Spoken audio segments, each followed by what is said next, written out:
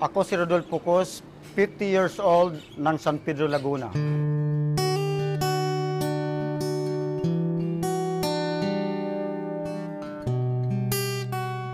Actually, ang naging sakit ko una, sabi sa dermatology, psoriasis. So every time na bumabalik ako doon, pabago-bago yung pinapahid na cream sa aking balat.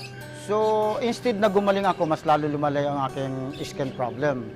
Ngayon, naisipan ko na magpakonsulta sa skin specialist. Ang sabi naman sa skin specialist ay inheritance sakit daw, pero hindi naman daw nakakahawa. Maaaring naman ako daw sa aking mga lola.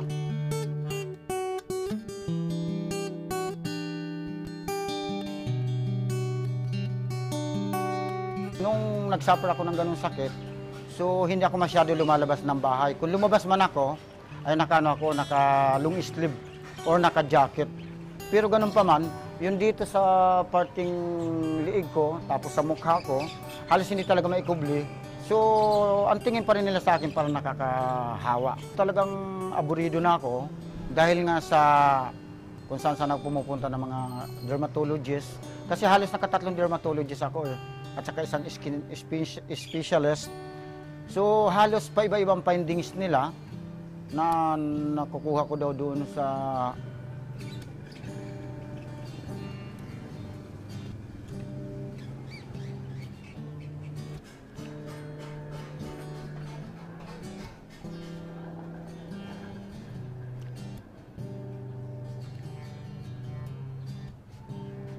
kaya buti nga, dumating ngayon itong Long Reach Bamboo Charcoal Soap at iyon ang naging solusyon ng aking problema sa skin problem. Nagugulat sila, pati ng kapitbahay namin. So, kung anong ginamit ko. Sabi ko ay Long Reach Bamboo Charcoal Soap.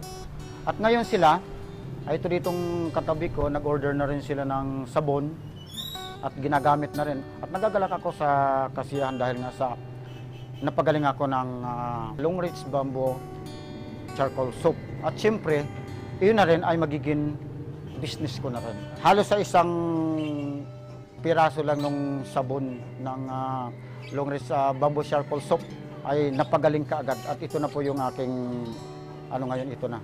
Medyo kung saan napagaling na.